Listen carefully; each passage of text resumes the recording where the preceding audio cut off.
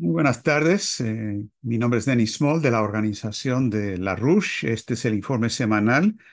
Hoy es lunes 2 de septiembre.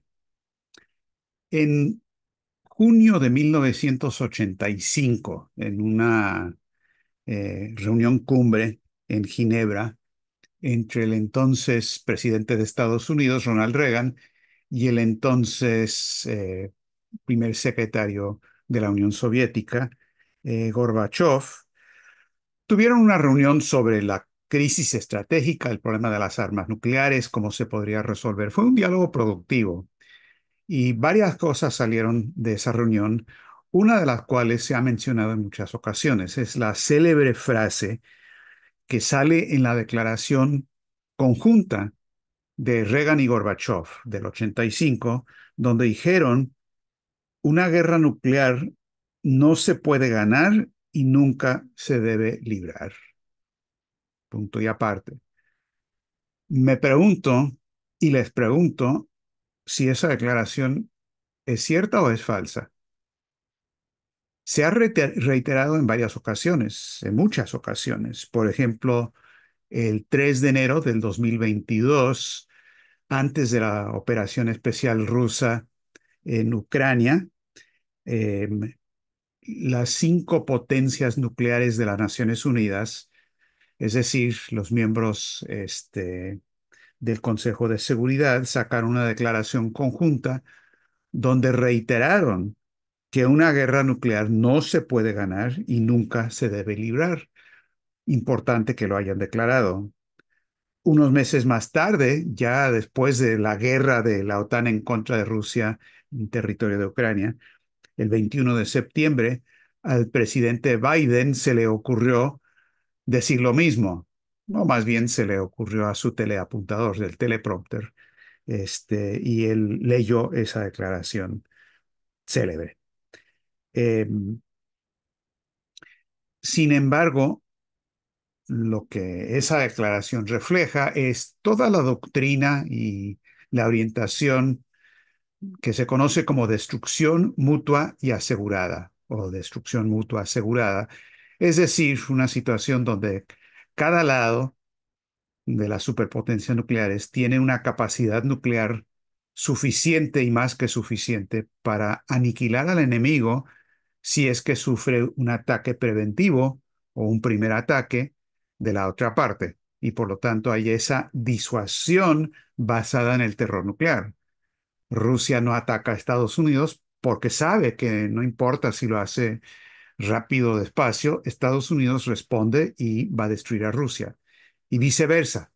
Y esa disuasión basado en la doctrina de la destrucción mutua asegurada, muy asociada, por cierto, con el nombre de Henry Kissinger, quien lo desarrolló y lo presentó oficialmente como tal, en cierto sentido ha sido la doctrina que ha regido desde la era nuclear eh, hasta hace poco, en realidad. Ahora, sin embargo, el hecho es que ahora la política de Estados Unidos y es oficial también, es una política no de destrucción mutua asegurada, sino una política de atreverse a lanzar un ataque preventivo nuclear de decapitación de Rusia, con la idea loca, de por cierto, de que pueden lograr aniquilar la capacidad nuclear de Rusia antes de que puedan responder. Y la intención. No estoy hablando de posibles errores de cálculo o de falsas alarmas. Hablo de la intención explícita de Estados Unidos y de Londres en este momento es diferente a la destrucción mutua asegurada. Esa política ya no se aplica porque ahora lo que rige es la orientación de un ataque preventivo de decapitación.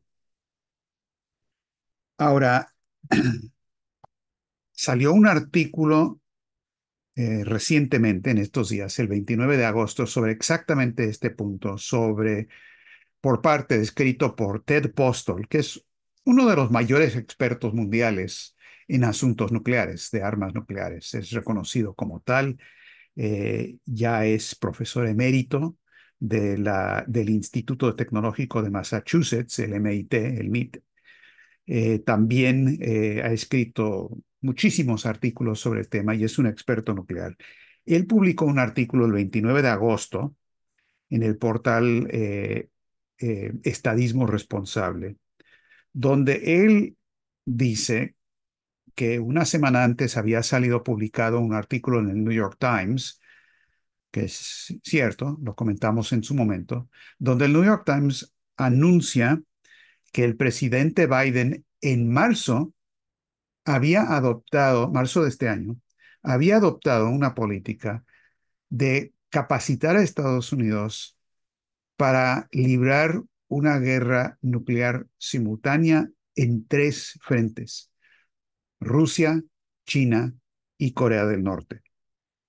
Y lo que presentó Postol es un argumento de que esto como tal no es nuevo, pero quiso hacer énfasis en algo que está adelantando Estados Unidos en cuanto a las armas nucleares como tal.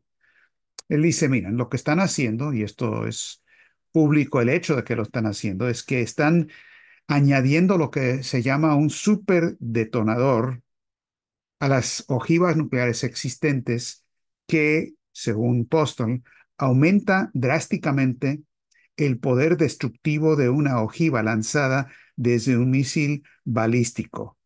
Y esto hace posible, en teoría, derribar simultáneamente todos los silos nucleares en territorio ruso y chino. Ahora, la parte técnica la dejo a un lado, para otra discusión, pero básicamente tiene que ver con la precisión del sistema de guianza de esos misiles, que permite reducir el número de ojivas que se tienen que lanzar en contra de cada uno de los silos para garantizar su destrucción. Y si aumenta la precisión de estas ojivas, el lanzamiento de las ojivas, estos superdetonadores permitirían con un lanzamiento previo inesperado, según ellos, la destrucción de todos los hilos nucleares, tanto de Rusia como de China, sin tener que producir más armas nucleares. Y Postol, que es una voz muy calificada, hace sonar el alarma sobre esto. Dice, esto sería un paso. Dice, esto no es una ligera modernización de los componentes de las armas, sino un paso espectacular hacia la capacidad de librar y ganar guerras nucleares contra China y contra Rusia. Se trata de tecnologías de ataque preventivo y dijo, tanto Rusia como China lo saben y no tendrán más remedio que aplicar contramedidas. Y sigue Poston, dice, aunque cualquier evaluación técnicamente precisa de las consecuencias físicas del uso a gran escala de armas nucleares muestra instantáneamente que ganar una guerra nuclear no tiene ningún sentido, Estados Unidos ha insistido enérgicamente en el desarrollo de tecnologías de armas nucleares que solo podrían tener sentido si su propósito es librar y ganar guerras nucleares. El superdetonador es exactamente ese tipo de tecnología. Ahora, lo que también aclara Postol, y esto lo han anunciado en varias ocasiones los mismos rusos, es que los rusos poseen armas de respuesta a tal ataque preventivo que hacen ver que toda esta política es una locura total. En particular, dice Postol, ellos tienen el submarino robot Poseidón, que puede transportar una ojiva de 100 toneladas hasta los puertos y ciudades estadounidenses, europeas y del este asiático, capaz de destruir zonas urbanas a distancias superiores a 80 kilómetros desde su punto de detonación submarina. Es decir, están en los puertos mismos, escondidos como submarinos, y que pueden hacer esos lanzamientos que en instantes llegarían a destruir al opositor. Eh, entonces, creo que esto es fundamental para entender de lo que se trata en cuanto al cuadro estratégico, porque esto no es nada más una cuestión de una declaración de una nueva doctrina nuclear de Estados Unidos, no es nada más los superdetonadores o un artículo de Postol, sino que el curso mismo de las guerras que se están librando ya en Ucrania y en el Oriente Medio obedecen a exactamente esa estrategia de un ataque nuclear preventivo de decapitación. Lo de Kursk, la incursión, o llamémoslo por su nombre correcto, que es una invasión de Rusia por parte de la OTAN, usando a Ucrania simplemente como el ropaje en el que visten esta, eh, este ataque de la OTAN en contra de Rusia, ya es parte y forma parte de esta ofensiva de la OTAN en contra de Rusia, cuyo propósito, como lo hemos dicho desde el primer momento, el propósito no es controlar territorio para luego negociar. El propósito no es tomar control de una planta nuclear. El propósito no es una cuestión de una victoria mediática o algo por el estilo. Todas esas cosas son factores secundarios. El propósito de todo esto, como precedente, como lo hemos dicho, para lanzar a, a- a gran escala y a gran alcance ataques en contra del territorio ruso. Es más, este mismo fin de semana pasado estuvo en Washington el ministro de Defensa de Ucrania, donde habló con Austin y con otros, literalmente con una lista de las ciudades en Rusia que quieren atacar desde Ucrania para pedir autorización de Estados Unidos ciudad por ciudad, usando las armas de largo alcance mediano y largo alcance que la OTAN le ha dado a Ucrania. Es decir, el curso del teatro de guerra en Ucrania forma parte de esta guerra generalizada de los ataques preventivos nucleares. No es otra cosa sino eso. Otro aspecto, no solamente lo de Kursk, pero que hay que entenderlo en este contexto que estoy presentando. Es la noticia y la discusión sobre el tema del emplazamiento de armas de largo alcance en territorio de Alemania, algo que fue anunciado eh, en los momentos de la última reunión de la OTAN en Washington, creo que fue del 9 al 11 de julio, pero fue una decisión, no fue una decisión tomada por la OTAN. En esa reunión, en los pasillos de esa reunión, lo anunciaron Biden y Scholz. Y la Casa Blanca de Estados Unidos dijo en ese momento que estaban anunciando el emplazamiento de armas nucleares de largo alcance en territorio alemán, incluyendo eventualmente armas hipersónicas que todavía no se han desarrollado en Estados Unidos, que fue una decisión tomada previamente a la reunión de la OTAN por parte de Estados Unidos y Scholz, y Alemania y Estados Unidos. Ahora, como Helga Seplar-Rusch aclara constantemente, el gobierno de Scholz no está tomando ninguna decisión, simplemente está asintiendo a lo que Biden y Washington le dice. Entonces, hay un gran escándalo en Europa en este momento. Por ejemplo, artículos publicados por un conocido periodista, analista muy difundido que se llama Richter, que ha dicho con asombro cómo es posible que se haya anunciado el emplazamiento de armas nucleares en el centro de Europa, en Alemania, sin ninguna discusión, sin ningún consentimiento, sin ningún proceso de deliberación con los países que se van a ver afectados. Y tampoco con Alemania, simplemente se le instruyó a Alemania, porque el propio Scholz dijo, cuando anunció esto, dijo que Estados Unidos tomó la decisión de colocar armas nucleares de largo alcance en nuestro territorio.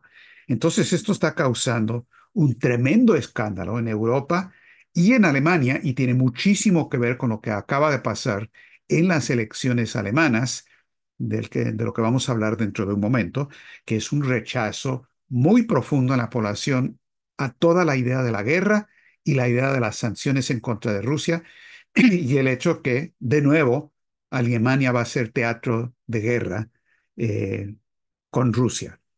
Entonces, esta cuestión de lo de Alemania forma parte también de este cuadro estratégico, así como la discusión que ha estado ocurriendo ya por meses en Alemania, anunciado por Pistorius, el ministro de Defensa y otros, que Alemania se tiene que preparar y alistar para que en el 2029 puedan responder en el aparato industrial y de infraestructura a una guerra general en territorio alemán, que tienen que tener la capacidad de hospitales, de trenes para traer los lisiados de guerra de vuelta, que los traten y demás.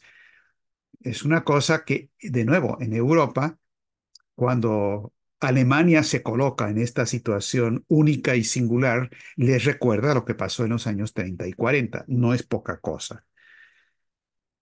Entonces, todo esto indica la direccionalidad del cuadro actual. Si eso no es suficiente, simplemente hay que ver las declaraciones explícitas y repetidas de los rusos. Ryabkov, el viceministro de Asuntos Exteriores de Rusia, Sergei Ryabkov, en, en declaraciones el 31 de agosto, es decir, hace un par de días, en una entrevista con TASS, dijo: como ya hemos dicho en repetidas ocasiones, el trabajo se encuentra en una fase avanzada, es decir, la idea de una nueva doctrina nuclear rusa ante todo esto. Y existe una clara intención de introducir una corrección en la doctrina nuclear, causada, entre otras cosas, por el examen y el análisis del desarrollo de los conflictos recientes, incluyendo, por supuesto, todo lo relacionado con el curso de escalada de nuestros adversarios occidentales en lo que respecta a la operación militar especial. Eso es hace un par de días. Pero el 7 de junio, meses atrás, Vladimir Putin, en respuesta a una pregunta en el Foro Económico Internacional de San Petersburgo, tal y como lo hablamos acá en estos informes, respondió a una pregunta de Sergei Karaganov, el moderador de la discusión, un experto en asuntos estratégicos, supuestamente, que había propuesto la idea de usar armas nucleares ya en contra de Occidente. Putin dijo: tenemos una doctrina nuclear. Lo dice claramente, las armas nucleares solo pueden usarse en casos excepcionales, cuando hay una amenaza a la soberanía y la integridad territorial del país en circunstancias excepcionales. No creo, dijo Putin, que haya llegado ese momento. No existe tal necesidad. Sin embargo, esta doctrina es un instrumento vivo y estamos siguiendo de cerca los acontecimientos en el mundo que nos rodea y no descartamos la posibilidad de introducir cambios en la doctrina. Y a eso se refería Ryabkov cuando decía: lo estamos estudiando, va a tomar un poco de tiempo, pero andamos en exactamente esa cuestión. El propio Ryabkov había dicho en junio: eh, estamos haciendo un análisis del modelo de comportamiento colectivo de Occidente y esto muestra que es necesario precisar algunos parámetros aplicables a las situaciones escritas tanto en la doctrina militar como tal, como en los fundamentos de la política estatal en el ámbito de la disuasión nuclear. Dijo: este trabajo continúa, pero no se ha completado. Es decir, están revisando su doctrina nuclear ante la clara percepción que tienen de un cambio en Occidente, dicho abiertamente por Biden y que se refleja en todo lo que está ocurriendo a plena vista, que indica que tienen que poder responder a la posibilidad creciente creciente porque no hay la oposición suficiente en Occidente a un ataque preventivo nuclear de decapitación. Ahora, mucho de esto ni se habla en los medios occidentales. Para la mayoría de la gente son ideas desconocidas, quizás piensen que todo esto es exagerado, pero lo que ocurre muy a menudo es que la gente solamente quiere reconocer un problema cuando tiene una idea de que hay una posible solución. Me quiero remontar a lo que pasó en 1983, 2 años antes de la discusión de Gorbachev y Ronald Reagan, porque Lyndon LaRouche en los principios de los 80, 79, 80, hasta el 83, desarrolló una alternativa a la doctrina mutua, de destrucción mutua asegurada. Porque LaRouche dijo, esto es una locura, tener que depender del terror nuclear para que no haya una guerra nuclear. Lo que tenemos que hacer, dijo él, es que hay que salir de este plan de destrucción mutua asegurada, pero a un nivel superior de colaboración con los soviéticos, donde tecnologías avanzadas puedan hacer irrelevante las armas nucleares de hoy en día. Y la clave de la propuesta de LaRouche era que era de colaboración con la Unión Soviética y desarrolló la idea de la iniciativa de defensa estratégica que luego adoptó Ronald Reagan en su famoso discurso del 23 de marzo de 1983. O sea, ante la existencia de la doctrina de la destrucción mutua asegurada, hay dos salidas a eso. Una es la salida que ahora se está aplicando, ir a descartar eso del equilibrio de terror y simplemente decir, vámonos a una guerra preventiva. Pero esa no es la solución que se requiere. Se requiere lo que LaRouche estaba proponiendo, que era la idea de la colaboración y la cooperación en una nueva arquitectura de seguridad. Ahora, no todos los detalles de lo que él presentó en ese momento son inmediatamente aplicables hoy día.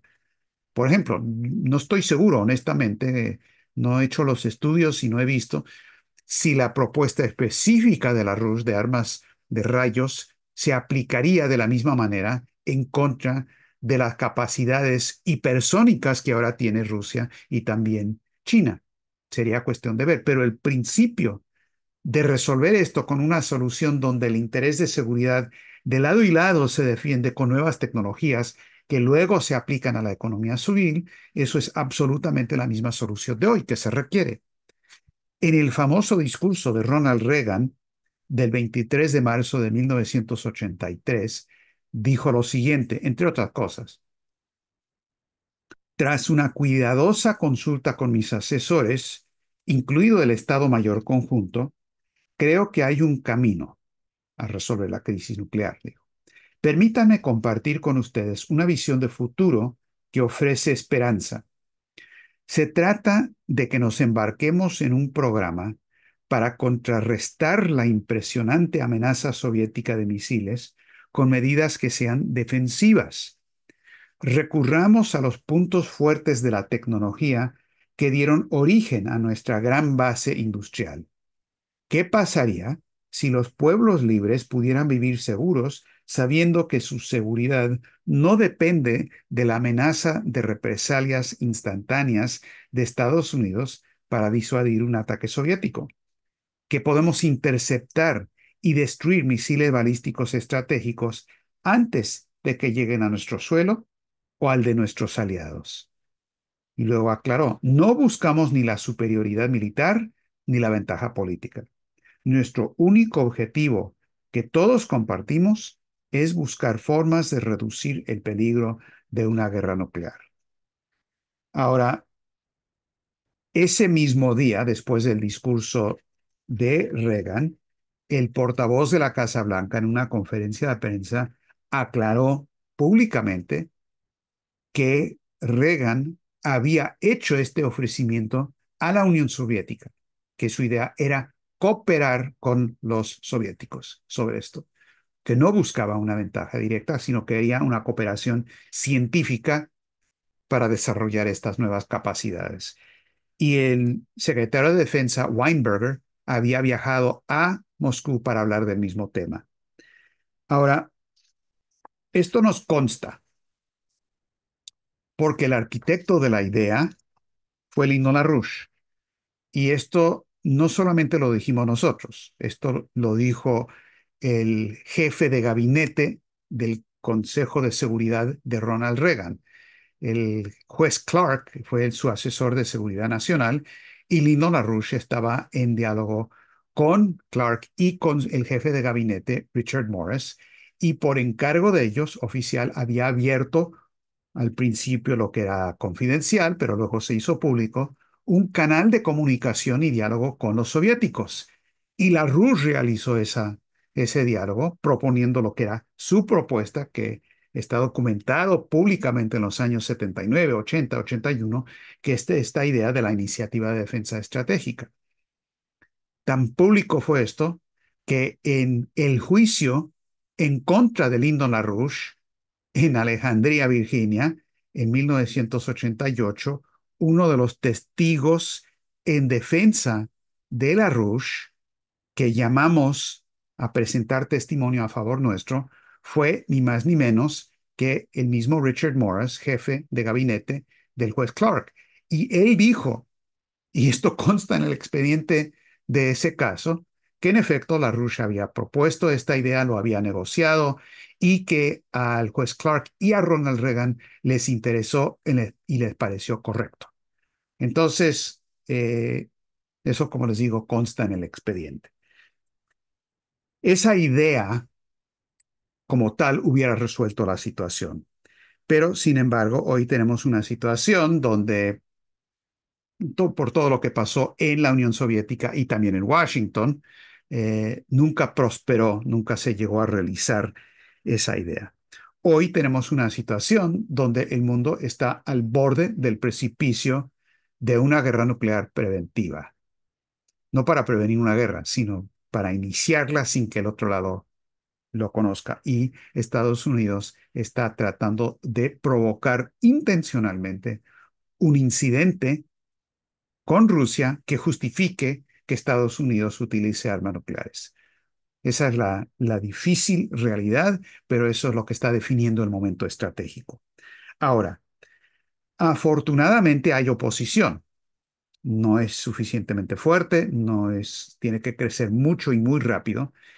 En los 80, en 1988, cuando había el asunto de las armas nucleares en territorio europeo, hubo manifestaciones hasta de 1 millón de personas en las calles de Alemania en protesta por eso, que condujo, entre otras cosas, a la caída del gobierno. Y además se desarrolló en base a eso el Tratado de Fuerzas Nucleares Intermedias, que funcionó hasta que se derrocó en los últimos años durante el gobierno de Donald Trump. Hoy en día tenemos una situación donde lo que ocurrió el domingo, ayer, en Alemania, es reflejo de una explosión política en contra de la política de guerra. En los estados de Alemania Oriental o en el oriente de Alemania, de Turingia y de Sajonia, hubo una victoria extraordinaria, esperada por las encuestas, pero gigantesca, del partido de derecha AfD. Ahora, el AfD, por decirlo menos, deja mucho que desear. Muchos de los dirigentes son absolutamente odiosos y caminan del lado fascista abiertamente.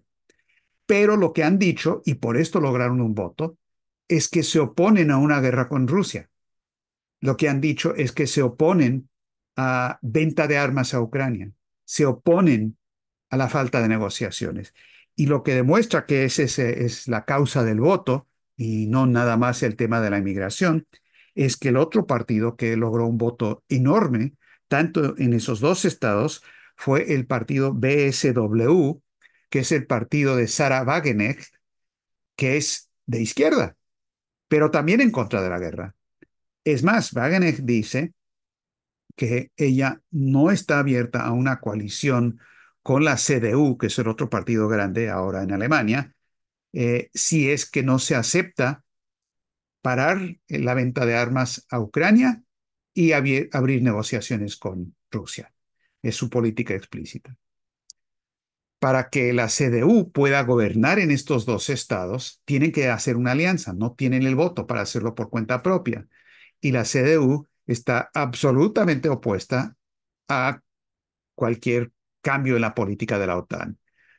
Y parece que Wagener tampoco va a dar su brazo a torcer. Eso quiere decir que no va a haber una enmienda, no va a haber un acuerdo de negociación, y la evaluación de Helga Sepla-Rusch desde Alemania es que va a haber una inestabilidad, no nada más en esos estados, sino a nivel nacional por el tema de la guerra. No van a poder establecer gobiernos. Y esto, claro, en una situación donde lo mismo está pasando en Francia.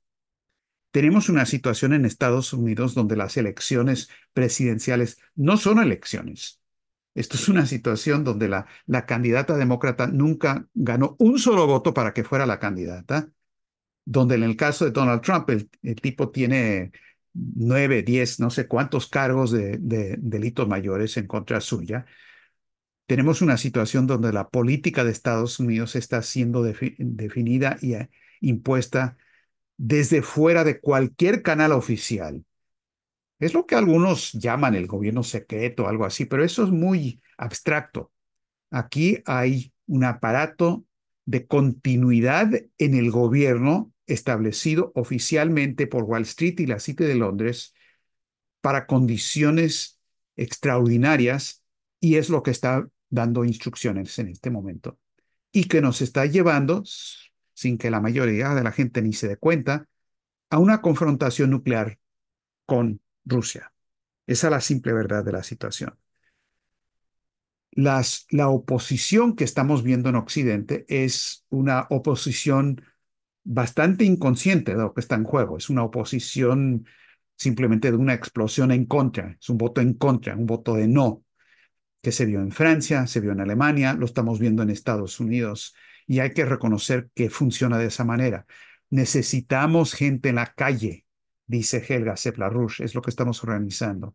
Necesitamos manifestaciones grandes. Están ocurriendo en Alemania, que es nuevo.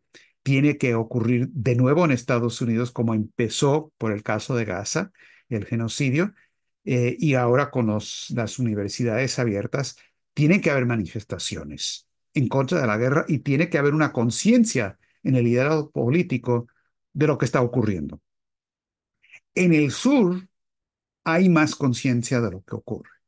Y el hecho es que los BRICS y el nuevo Banco de Desarrollo siguen organizando una alternativa viable al sistema caduco. La reunión de Kazán de los BRICS va a viento en popa. Eso se va a realizar el 22 al 24 de octubre y acaba de celebrarse una reunión anual del nuevo Banco de Desarrollo de los BRICS en Ciudad del Cabo, Sudáfrica, del 29 al 31 de agosto. Dilma Rousseff dio un discurso bastante bueno ahí, pero tampoco dejó ver cuáles son los planes que posiblemente existen, no sabemos, para la reunión de la cumbre en Rusia. Pero sobre la situación actual, ella dijo que hay un problema enorme de deuda, empezando con la deuda de los países más desarrollados, porque dijo que los 10 países más desarrollados tienen una deuda combinada de 87 billones de dólares. Lo que pasa, por lo tanto, es que cualquier emisión o cualquier flujo financiero va primero en la dirección de estos países, y eso deja muy poco a todo el sector subdesarrollado o en desarrollo. Y dice, para los países en desarrollo, el endeudamiento se convierte en una carga excesiva. La deuda crece demasiado y demasiado rápido. Y por lo tanto, dijo, se necesitan urgentemente cambios sistémicos, especialmente en la arquitectura financiera internacional. Y aclaró que la orientación del nuevo Banco de Desarrollo es que el desarrollo económico sostenible requiere una base industrial y capacidad en ciencia, tecnología e innovación que contribuyan a una expansión de la productividad y mejores empleos. Cierra comillas. Eso ya suena mucho a lo que los chinos están diciendo y suena mucho a lo que la RUS siempre ha dicho, que el respaldo de cualquier moneda es la inversión en actividades productivas de alta tecnología y con avances e innovación científica. La crisis es enorme. Como habíamos comentado en otro momento, hay nuevos estudios que indican que la deuda de los países en desarrollo o los subdesarrollados absorbe el 42% de los presupuestos federales. Queda más o menos la mitad del presupuesto nada más para los requerimientos del país. La mitad va al cáncer. Pero no crean que esto se aplica nada más al llamado tercer mundo, al sur. En Estados Unidos, el presupuesto federal de Estados Unidos es de 6.8 billones de dólares. De ese presupuesto de 6.8, es decir, 1 billón, se paga en servicios de la deuda cada año. Es el 15% del presupuesto total va al servicio de la deuda en Estados Unidos. Otro billón, otro 15%, va al presupuesto militar, que como hemos documentado, se canaliza directamente a Wall Street a través de State Street y BlackRock y todo lo demás, que son los dueños de Lockheed Martin, Boeing y demás. Y entonces estamos hablando ya del 30%. Y si a eso le sumamos aproximadamente otro billón del narcotráfico internacional que va a apuntalar la burbuja de Wall Street, va a los grandes bancos de Wall Street, ya estamos viendo que tanto en Estados Unidos como en Europa, como en todo el mundo que no está dentro del sistema del BRICS, estamos viendo que el cáncer está comiéndose todo. Y por lo tanto, cuando los miembros del BRICS se reúnen y ven y analizan esta situación, están viendo la causa de lo que es el problema de guerra a nivel internacional. Por lo tanto, lo que se requiere en Occidente son las manifestaciones, pero también el trabajo conjunto con los países del sur para que estas nuevas alternativas en torno al BRICS, en torno al nuevo Banco de Desarrollo, se vuelvan una alternativa establecida e inmediata a lo que es el desplome del sistema internacional.